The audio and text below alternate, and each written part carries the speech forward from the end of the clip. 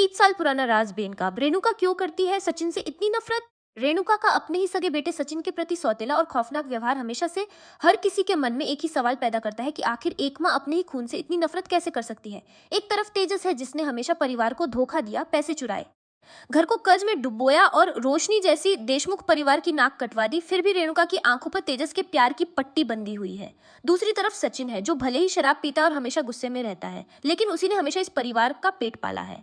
तेजस के सारे कर्जे चुकाए हैं और ढाल बनकर खड़ा रहा है। इसके बावजूद रेणुका सचिन को एक अपशगुनी और परिवार का सबसे बड़ा कलंक मानती है। ये नफरत कोई आम नाराजगी नहीं है, बल्कि इसके तार अतीत के एक ऐसे काले और 30 साल पुराने रहस्य से जुड़े हैं जिसे परेश ने आज तक अपने सीने में दफन कर रखा है। इस पूरी नफरत की नींव सचिन के जन्म के समय ही रख दी गई थी। जब सचिन का जन्म हुआ था तब देशमुख परिवार किसी भारी आर्थिक और से गुजर रहा था।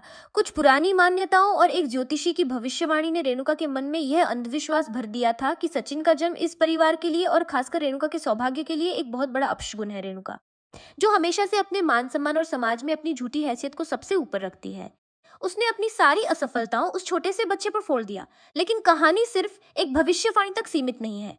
असली राज वह जिसने रेणुका के दिल में सचिन के लिए हमेशा के लिए पत्थर की दीवार खड़ी कर दी और उसे तेजस का अंधा भक्त बना दिया। बचपन में एक बेहद खौफनाक हादसा हुआ था। तेजस डरपोक और गलत संगत में रहने वाला लड़का था। उसने अनजाने में या किसी लालच में आकर एक बहुत बड़ा जुर्म किया था।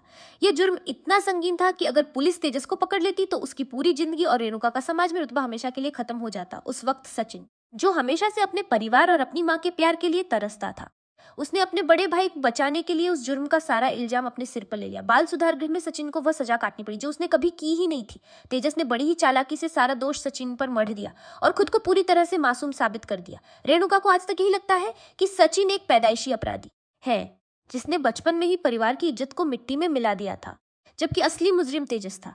परेश इस पूरा है कि सचिन बेकसूर था और उसने यह सब सिर्फ अपनी माँ की खुशी और अपने भाई की जिंदगी बचाने के लिए किया था। लेकिन परेश की सबसे बड़ी कायरता ये रही कि उसने उस वक्त भी चुप्पी साधे रखी और आज भी चुप है। परेश को डर था कि अगर रेणुका को यह पता चल गया कि उसका लाडला तेजस ही असली अपराधी है तो रेणुका यह सदमा बर्दाश्त नहीं कर पाएगी और परिवार पूरी तरह से टूट जाएगा। परेश की इसी कायरता ने सचिन की पूरी जिंदगी बर्बाद कर दी। माँ का प्यार न मिलने और झूठे इल्जामों का बोझ ढोने की वजह से सचिन के अंदर का गुस्सा बढ़ता गया। अपनी इसी मानसिक पीड़ा और अकेलेपन को दबाने के लिए उसने शराब का सहारा लिया और एक आक्रामक इंसान बन गया। वह आज भी अपनी माँ के एक प्यार भरे शब्द के लिए तड़पता है, लेकिन उसे बदले में सिर्फ गाली मिलता है। अब जब सयाली सचिन की ढाल बन चुकी है और दोनों झूठी पुलिस एफआईआर से बाहर आ चुके हैं, तो कहानी एक नया और सबसे बड़ा मोड़ लेने वाली संस्कारी बहू नहीं रही। वह तेज और रेणुका को उनके कर्मों की सजा देने के लिए किसी भी हद तक जाने को तैयार है।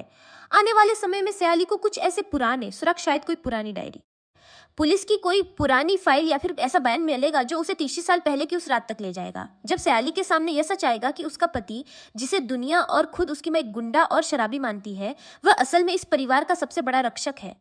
तो सयाली का रौद्र रूप पूरे देशमुख परिवार की बुनियाद हिला देगा। सयाली परेश को मजबूर करेगी कि वो अपनी कायरता छोड़े और पूरी दुनिया के सामने तेजस का नकाब खींचे। जिस दिन रेणुका को यह एहसास होगा कि जिस बेटे को उसने जिंदगी भर सीने से लगाया वही उसका सबसे बड़ा दुश्मन है और जिसे उसने हमेशा दुत्कारा, उसी ने परिवार की इज्जत बचाई थी, उस दिन उसकी अंधी ममता का सबसे दर्दनाक अंत होगा। इस कहानी में यह जानना बेहद दिलचस्प होगा कि क्या सयाली अकेले अपने दम पर इस 30 साल पुराने राज पर से पर्दा उठा पाएगी। क्या सचिन कभी अपनी माँ को माफ कर पाएगा या फिर देशमुख परिवार हमेशा के लिए बिखर जाएगा। स्टूडियोज एनआर पर हम आपके लिए ऐसे ही गहरे और सटीक अपने पसंदीदा शो के हर एक मोड़ को सबसे पहले समझ सके। आपके नजरिए से क्या परेश की यह खामोशी सही थी या फिर उसने एक पिता होने का सबसे बड़ा गुनाह किया है? अपनी राय कमेंट्स में जरूर साझा करें।